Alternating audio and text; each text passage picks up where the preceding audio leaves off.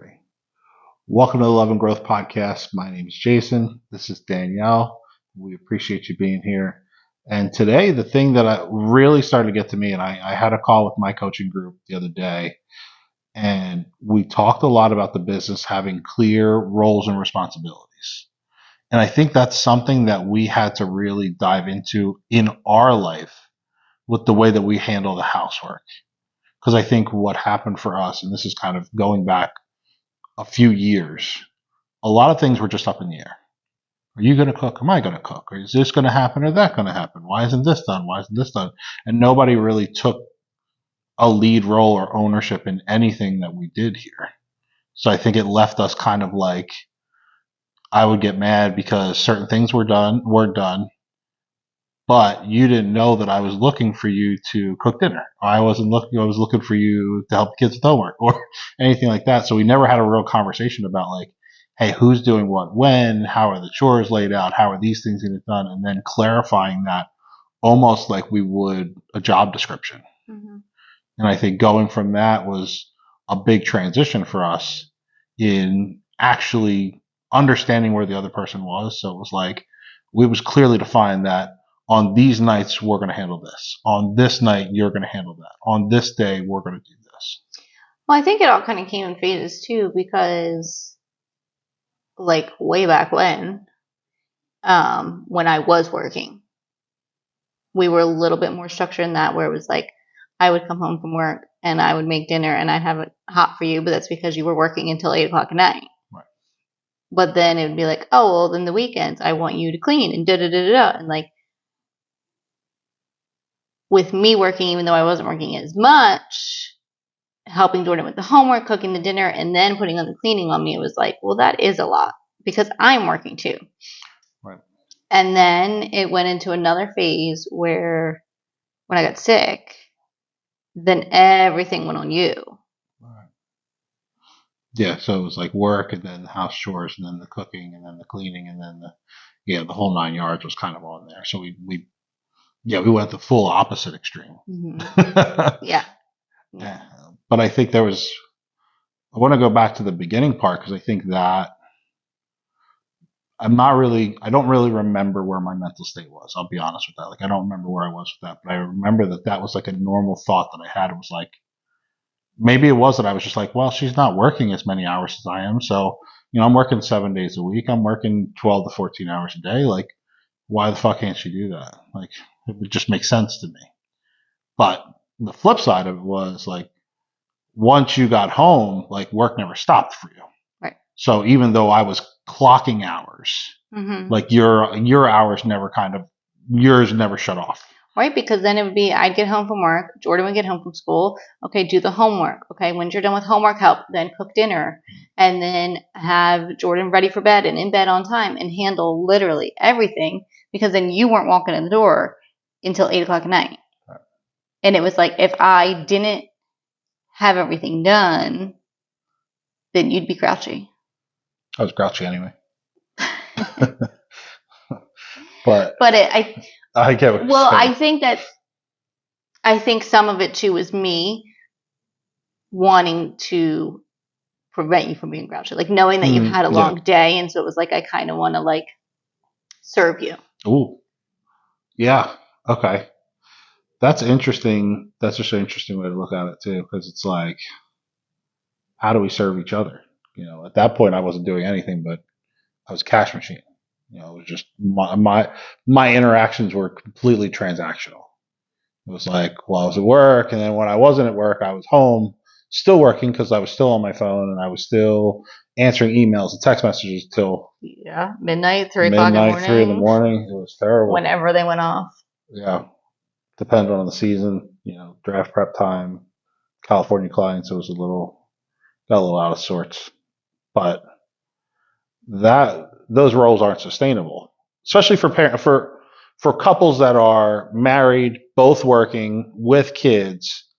There has to be a give and take, and I think that's where I really dove into this conversation, because I know for some of my other clients, like, I was creating new job descriptions, I was creating new this, and I think, talking from my perspective in my world, It's like if you bring on an employee and you don't have a clear role, expectations, and responsibilities, and a success plan for them, they're never going to succeed. They're always going to spin their wheels. Right, and like you said, expectations. Like, right, like if you have an expectation for me, or I have an expectation for you, and I don't tell you that, I'm automatically going to be let down. Right. Because if I'm able to do something, it's magic. I figured it out. I guessed it. But you're right. It sets everything up for failure because you don't have an expectation in place. Like, I don't know what you want. I don't know what you're looking for. But at the same point in time, like, I don't even know where I am in the relationship. So thinking, like, fast forwarding now to kind of what we've grown from after kind of evaluating all these things and looking at it, like, we have clear roles in the house. Like, my role is more of work, do this stuff, take care of the dinners on some nights, and that kind of goes into chores and stuff like that where we've created, and we can kind of go through those lists and stuff. But then it was like, well, you take over the role of like CEO of the house.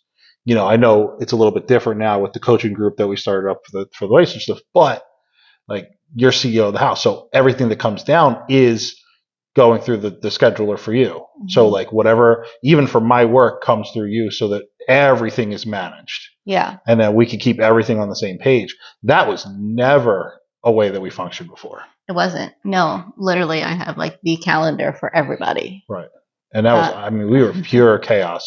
It was like, what do you mean we have an appointment at 8 a.m. tomorrow? It's 10 o'clock at night. Like, that would have been nice to know. And we were so all over the place. But taking on those roles and being definitive, like, hey, my primary role is this. Your primary role is that. Now let's fill in the gaps. Because that took us from, we created the roles, job descriptions, expectations, this is what's being happening. And then we were able to take our roles and say, okay, let's look at the calendar. What are the tasks that need to get done in the house? Mm-hmm. And then being able to break them up and not being so stuck in our ego where it's like, well, you barely look like you're doing anything on the thing. But then it's like, yeah, but this day I have my coaching call, my clients, I'm doing this, I have this over here. And that figuring that out was big. Right. So, yeah, basically what I did was took the schedule that repeats every week. Correct. Because some of the stuff we have repeating, and broke down your work day, where your calls are, broke down my schedule with getting schoolwork done with the baby, with handling, playtime, chore time, and Jordan's school schedule and all that. And then making a list of like all the chores in the house and dividing them up. Right. Because just because somebody works or somebody stays home doesn't mean every task should be put on them. Correct. And nor should it be expected to. Because I think at the end of the day, when you're breaking down tasks, my work isn't more important than what you're doing here. Like, just because I have X, Y, and Z calls doesn't mean you taking care of the baby and doing her workbook stuff, or making sure that Jordan's school stuff is done, or making sure that this is done or that's done. Like, we talked about this last year. There's no tit for tat. There's no balancing act with that. Like, they're both equally important, especially in the roles of our life. Because if one of those goes out of whack, both of them do. Yeah. So I think that's such a big thought process that we had to shift through. Because I know for me, I had to fight my ego to be like, well, I work all this time. Why the fuck do I need to come home and now I got to vacuum? Now I got to cook dinner. Now I got to do the dishes. Yeah. Now I got to do, not that I'm so doing every day. No, but I think that changed for you when you started to work from home, because you could hear what was happening. Yeah. Right? Like, you would hear the temper tantrums, the realizations from the baby. You would hear, no, mommy, like, just stay here. I want to lay on you. Like, no, mommy, I'm going to lose my shit if you walk away from me. Like, or then, the battles with the teenager, or like, or the battles with the two of them. Like, oh gosh. So I think once you actually heard what I do on a daily basis, it was like, oh yeah, her job's not easy. Yeah, and not that I not that you assumed it, right? But where like you wouldn't understand if you came out of the office, right, and the living room was a mess. Yeah, it was like, why are her toys everywhere? Yeah, and I don't think until like you started to actually hear like on a day to day, oh, well, or hey, mommy's outside all day now with me after I just made a huge mess. And now I need to be fed. And now I need this. And like, there's days where I don't come up from air. Yeah. Yeah. And I think that's also getting the kids on that schedule, let alone us. And I think the ego part for me had to get checked to the side. I mean, through a bunch of stuff, like our conversations, our back and forth, let alone all those things, all the fuck ups that I've had and us building our relationships. Like the idea of checking the ego aside to say, hey, if we're doing this, like we're partners in this fucking game. Mm-hmm. We're partners in building this. So why not look at this as a business? Like financial businesses aside, we run, the multiple industry, the multiple things that we have, but having us as a business where you're the CEO of the house, I'm basically the operations officer where everything happens and the financial guy that everything goes through. And then having those clear roles all the way down to the kids playing a role in the day-to-day operation. Mm-hmm. Jordan having roles and responsibilities in the house, watching his sister, doing his chores, going through this, going through that, making sure that those things are laid out, because I think we are a business. And the way that we function in our relationship has to have those ideas of set in stone standards. And it's not about ego. It's not about, well, I do this and you do that. It's not about that type of thing. It's like, hey, in order for this business to run, in order for this relationship to run, we both have to play our role. Yeah. And that's like we run our relationship like business. We run the house like a business. Mm-hmm. And that wasn't easy for me. When it was first like brought up and it was like, hey, take control of the house. And I was like, well, how do I do that? Right. Because I'm like, I have to rely on you. I have to rely on the kids. I have to I can't just, and you were like, yeah, you can. You're like, make it and hand it to me. Right. Like an employee. And I was like, oh, I can do that?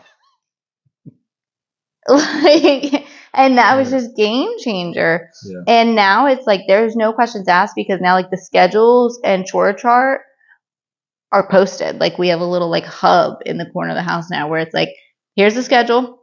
Everybody knows where everybody is. Yep. And everybody has their assigned chores. Yep. So there's no excuses. There's no, I didn't know that, or I was too tired to do this, or like right. Everything is there. Even like down to the 3-year-old. Yep. Like she has her schedule and she has her chores. Correct. Yeah. She's capable. 100%. But here's the other thing that does. And it sounds so, let me see if I can find the right word. It sounds so industrialized. Like it's so like sanitized. Like how do you have a relationship like a business? Like it doesn't sound like there's any give and take. I'm going to tell you, fuck, it works. And I'm going to tell you it works not only in the fact that things get done, but it allows us so much more time to connect and talk and have fun and do things because everything's broken down. Mm-hmm. It's like we know when everything's happening. So once we get these key tasks done, like we're able to have fun. We're able to connect. Yeah. We're able to do things. We're able to go for walks. We're able to go to dinner, date nights, have fun with the kids. The kids are able to have a little bit more fun because what that does is it condenses the day. Like here's everything. We got to get this, and this done. Here's the schedule to get it done. Okay, now that it's done, it's like, let's have fun. Let's do things. Yeah, and then I built fun into the schedules. Right, and you build it in too. I mean, I think that's besides the point, but thinking about it as like. But because that's important. Like it's important to make sure that you are having fun and that you are connecting. Right. Like that's an important thing. You're so right. I did build that into my schedules. You're right, and it's. And with them being so condensed, like, yes, there are times where, like, you have even more open time. So, like, even though things are more condensed and I did build the fun in there, there's still more because, like you said, like, having it laid out, you get shit done. Right.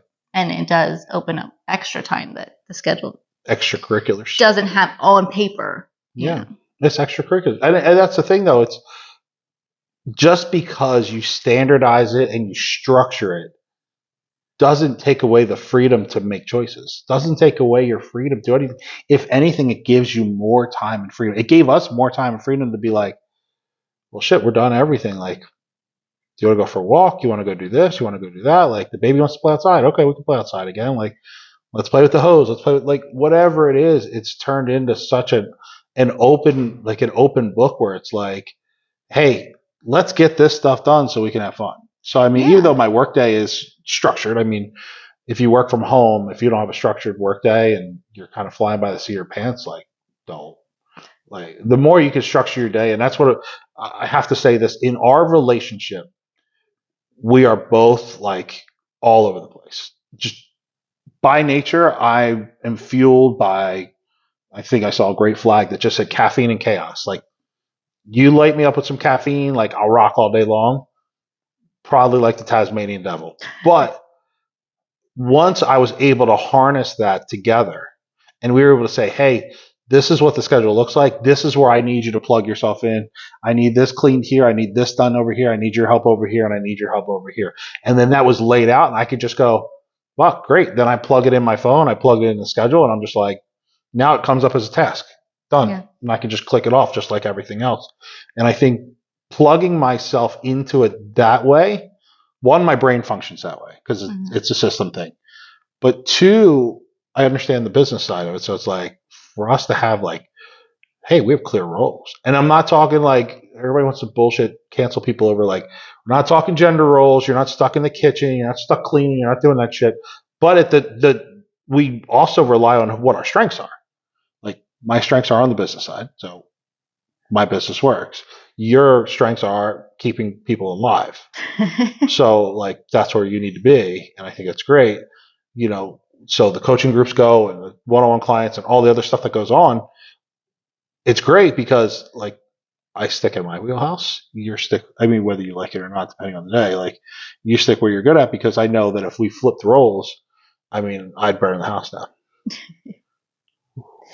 Right. But along with that, it's yes, I'm really good at keeping the kids alive. Yes, you're really good at work.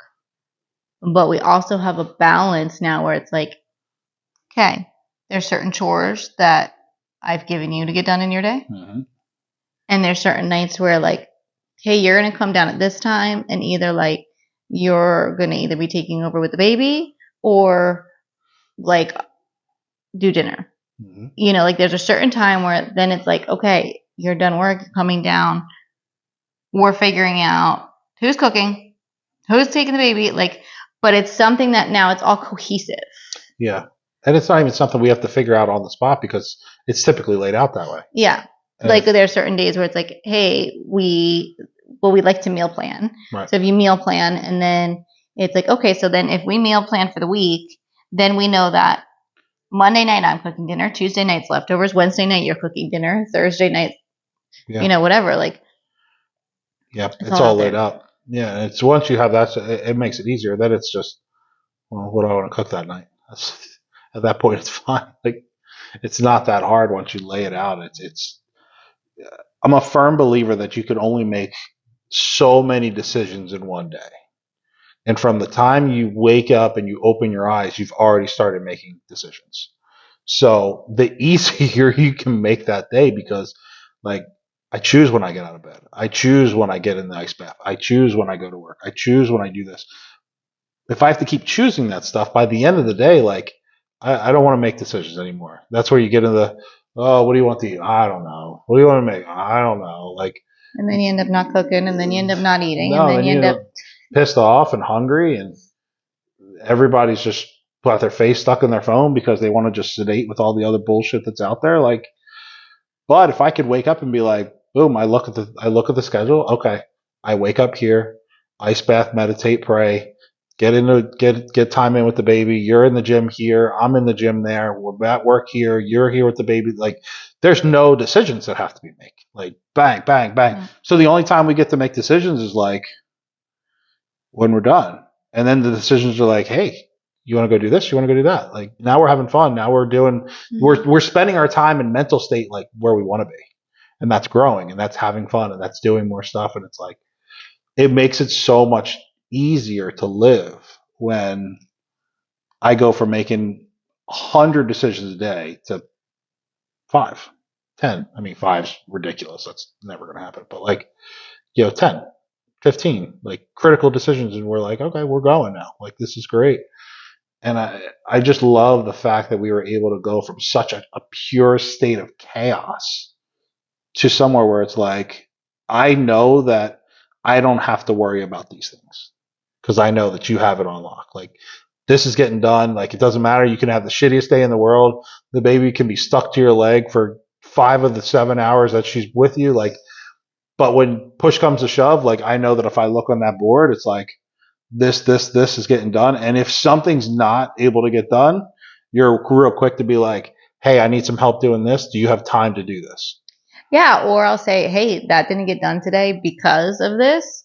So I'm going to add it to my to-dos for tomorrow. Right.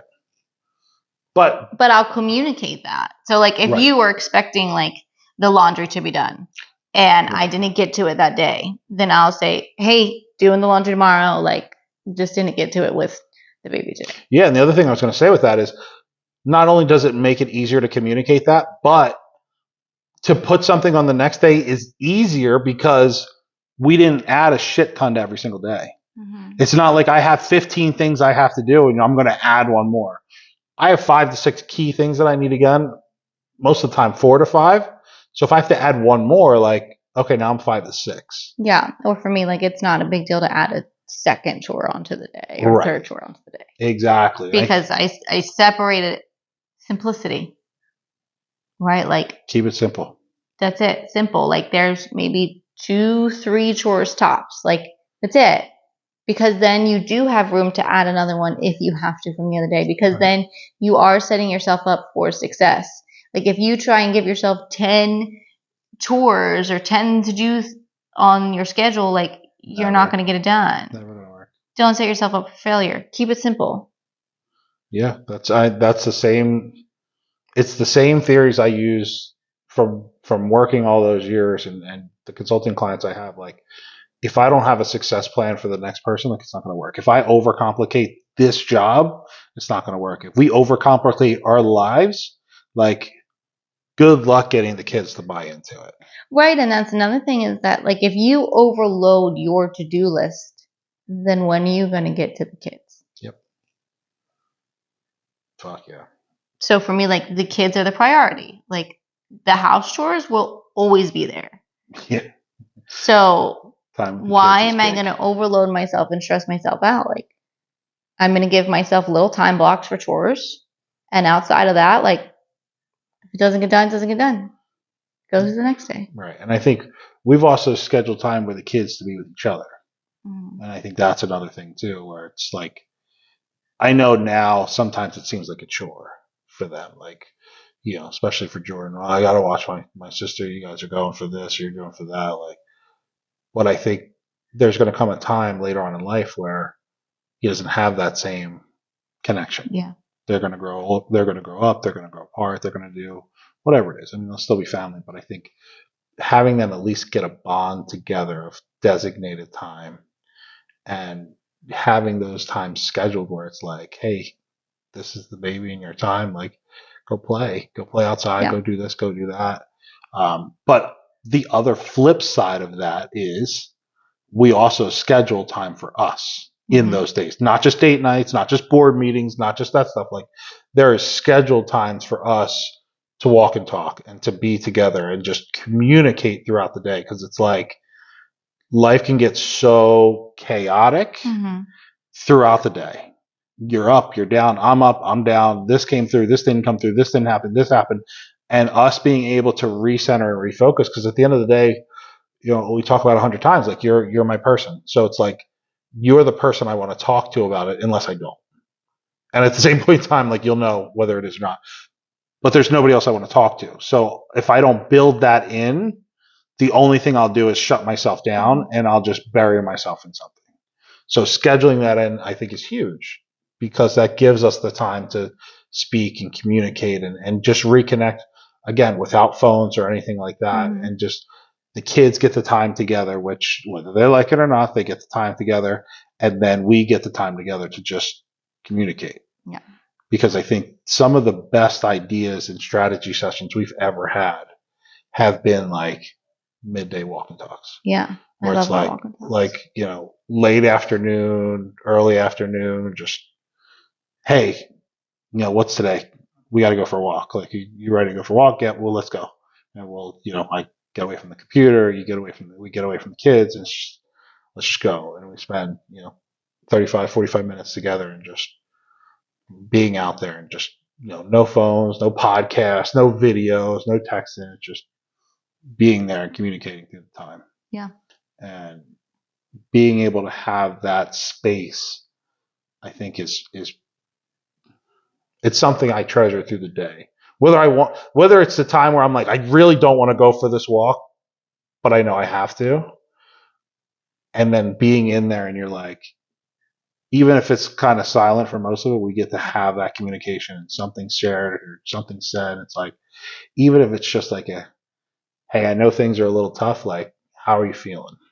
Yeah, I mean, there are some walk and talks where we don't do much talking. Yeah. But we're still just in the presence of each other and still no distractions. So like there's times where we can just walk and kind of take in the scenery and just be. Yeah. Which I think is really good for the mind too. Yeah, it gives clarity because I know every time I come back from one, I'm focused on what I need to do and where I'm at. But I think that also clears me out too because I'm like, okay, de-stressed. Let's get back to work. I think movement is a big key that can help so many different things anyway. Yeah. But being able to move together is like perfect. So like if you're struggling some area in your roles of that day, we're able to really shift focuses real quick because it allows us in midday to course correct into what we need to do. And I think that gives us a big leg up on like compared to like a football game. There's 4 quarters in a football game. We start the game with a game plan. The first half goes the way it goes, and then we reconnect at halftime and just say, hey, what's working, what's not working, and then we redo for the second half, and then we get to enjoy the rest of the day. Yeah. And I think that's hard. That would have been impossible. I was going to say it. That would have been impossible for us the way that we used to think, communicate, and act. Yeah. I mean, let alone me working at a physical location before that. Like, to pull me away from the desk would have been, I would have had like claw marks from the thing. I can't take time away. Like, don't you know? I have every minute here count, and it was such bullshit. You were terrible. I was terrible. You were so bad. Yeah, I mean, come on, be easy on it a little bit, for God's sake. No. No. This is a no bullshit podcast? No, it was no bullshit. No, you were terrible. I was terrible.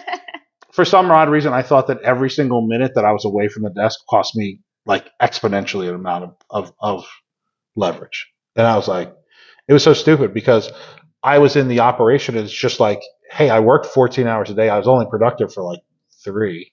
So what the fuck did I do for the 11 hours? I don't know. I don't know either. And most of the people that are out there that are listening to this, I'd assume you're in the same part. I got to meet with a great connection of mine, and we talked about kind of the brain and how things work. It was like, hey, did you ever just drive somewhere and then you just went on autopilot? And I think that's how people go through their days. And I think if you're not scheduled and structured, that's how, like, if we were going through our days without our roles, we were on autopilot. Yeah, we were on autopilot, and then you get drained, and then you don't do anything. Well, you're drained and you don't even know why. Because you look back and you go, well, what the hell did you do today? And you go, I don't even remember. No idea. I don't remember how I got here. I don't know how it happened. I just know that now I'm here and I'm tired. Yeah. And I just know it's time for bed. So bye. Yeah. But that's how it happened. It was like we would be like, we woke up and we went to bed and we both looked at each other. We're like, fuck happened. But now it's like, hey, we know the schedule, we know what happened, and we're actually able to enjoy the days as bad as they are. Some days are. No, some days are bad, but like for me, I know it's a big difference because having that structure or knowing like, okay, at this time, I'm going to be done on my phone. I'm going to be done with my coffee and I'm going to start my day. Right. Okay, great. I start my day. I'm up. I'm doing my chores, which making the schedule as well has made me found that I'm much more productive in the mornings. That's good to figure out. And so then it's like, okay, now it's like workbook time and meal time. Like, ladies, put your lunch, breakfast, snacks, like put it on the schedule because we are so bad at remembering to eat. I literally have eat on my schedule. Yeah, as menial as the tasks are, let's break this down real quick.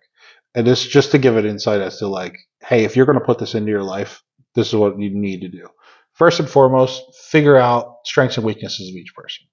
Where are the exact? Then the next thing that we did is we actually made a full list of everything that had to get done, down to, like you're saying, down to, I need to eat a snack somewhere in here. I need to make sure I do this somewhere in here. Like, I mean, we didn't get into the bathroom once. If you can't figure out when you have to go to the bathroom, like, there's probably other shows out there. There's not designated bathrooms. There's other shows out there for you. But here's the idea: like every single task that needed done. Baby needs to do the workbook. Baby needs to do this. You need to do that. I need to do this. He needs to do that. Everything was laid out in a full brainstorming session. Mm-hmm. And then what we did from that is we took that and we said, okay, this is how many times a week this is going to happen. We need to vacuum. How many times a week are we vacuuming? Here, here, and here. Okay, how many times a week do we need to do the Swiffer and this? And then we plugged it in. Well, you plugged it in and laid the whole schedule out. And then you came to me and said, "What's that look like?" I said, "It looks like a schedule." And I think that looks fine. Like, but again, that was your role. Your role was the CEO of the house. So you came to me and said, "Hey, this is your schedule. Do you have a problem with your schedule?" I look at it and I say, I need to work a little later here. I need to work a little earlier there. Done. But if it was up to me to make the schedule, like, I'm not making the schedule. Like, you make the schedule. Yeah. But again, that's knowing the strengths and weaknesses. Like, I'm strong at scheduling. Right.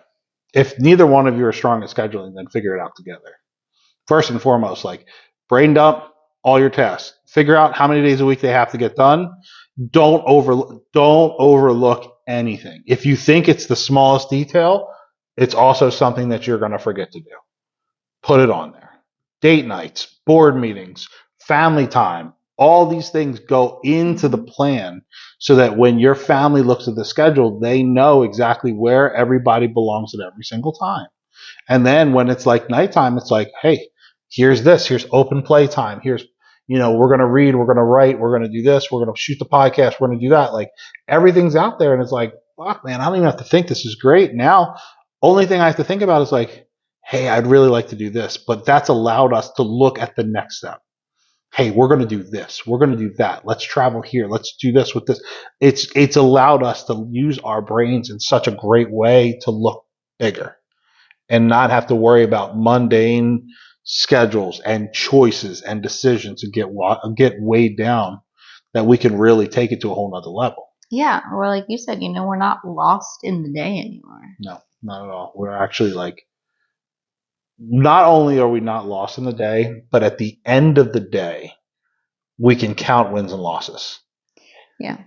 And I think too, like, even with a baby, like having that structured schedule instead of just whatever. Like, she's like, can I do my workbook now? Yeah, she's asking for it. Asking to do that. Or Jordan comes home from school. He knows he's going to have some chill out time. He knows when he has to walk the dog. Yep. Like, yes, walking the dog is on the schedule. It's on the schedule. And he knows when he's going to have time for his sister. Like, that's the highlight of her day. It might not be for him. Yeah. No, he loves his little sister. He does love his sister. So it's like, they have that time built in. And then I have, hey, Jordan's home from school. This is mom's time to catch up on Jordan's day. Like, it's all on there. Family time is on there. All the time's on there. Like, if you're out with the family and I'm cooking is on there. It's just lay it all out there. Like, and it helps. Like, even our teenager can look at it and be like, okay, this is what I have to do. Or he'll say, hey, I want to go hang out with my friends. Like, I did X, Y, and Z that was on my list for today. Like, can I go out now? Yep. Okay. Yeah, you did your responsibilities. Like, so he doesn't have to be like, why do I do that before? Like, he already knows what his expectations are, what he needs to do, and then when he can go out. Right. And again, once you get clear and you make it a habit and you build that foundation up, like, then you can go bigger. Then you can continue to grow. And I think that's the biggest thing that I really wanted to get away from this one is, even though it sounds so rigid to say, hey, here's your role, here's our responsibility, this is how we function, it's allowed us to not only take our relationship deeper, but it's allowed us to look and create a life bigger, because now we're dedicating the time to the really important things. Yeah. Well, the thing that I wanted to get out, I mean, that's really good. But one of the things that I wanted to get out of it too is just the importance of being a partner. Not just You do the housework. You do the Right. dinner. It's Like partnership. sharing. Share the household responsibilities. Yeah, that's so good. Yeah, and don't think you're too good for any of the tasks. Like it might sound menial to you, but to the other person who's like, "Hey, I need you to do this." Like it's a big deal. It's a big deal to show up. Yeah. It's a big deal to be there, and it's It's a a big really deal big deal to show up. So, anything else that we might have missed on that? Yeah. I don't think so either. I like this one. Roles and responsibilities are big for me because it's easier for the way I think. So you function that I way. function Yeah. that way. Yeah. So, But that's, create a schedule and split up the tasks. Yeah. Like it's a partnership. It's not all one person. It's not all, well, you're home with the kids, so you handle every single thing, and I better come home to a spick span house and dinner on the table. Like, don't even no. don't even pretend like that's how I was. That's insane. I'm not saying you were, but just in general, in general, don't come your home. partnership goes a lot further when you're a partner. Yeah, the partner doesn't want to kill you all the time. That's usually a positive side. Yeah, If your partner you're much doesn't want more to kill you, likely to get lucky. oh, and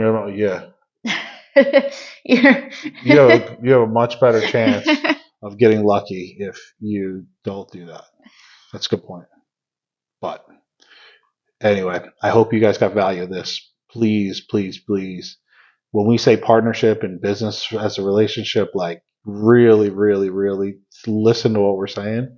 Because I guarantee if you set yourself up this way, like things start to really function super smooth and you guys connect on a whole different level. It allows you to just grow and be a partner and level up together to no end. So if you got some worth out of this, we really appreciate it. Like, subscribe, share the show, leave us a comment, and we really love your feedback. For those of you that are hitting on Love and Growth podcast on Instagram, we really love the feedback that we're getting from there. So please keep hitting us up. We love the messages; it's great there. Um, the show's on Spotify, Apple, iTunes. Just go anywhere. We're anywhere. But if you're checking us out on YouTube, please make sure you're hitting the subscribe button. And if you want to find out a little bit more about some of the coaching tips and things that we're doing, check us out at P4 Connection. That's the letter P, the number 4 connection.com. Find out a little bit more about some of the stuff that we talk about. And honestly, we'd love to have you in there. It's a private group. We talk a lot about our experiences and some of the pitfalls we went through, the struggles, and really how we found our way out. So, again, thank you so much for being with us on our journey. I can't wait to do this again. I love you. Love you. See you guys later. Bye.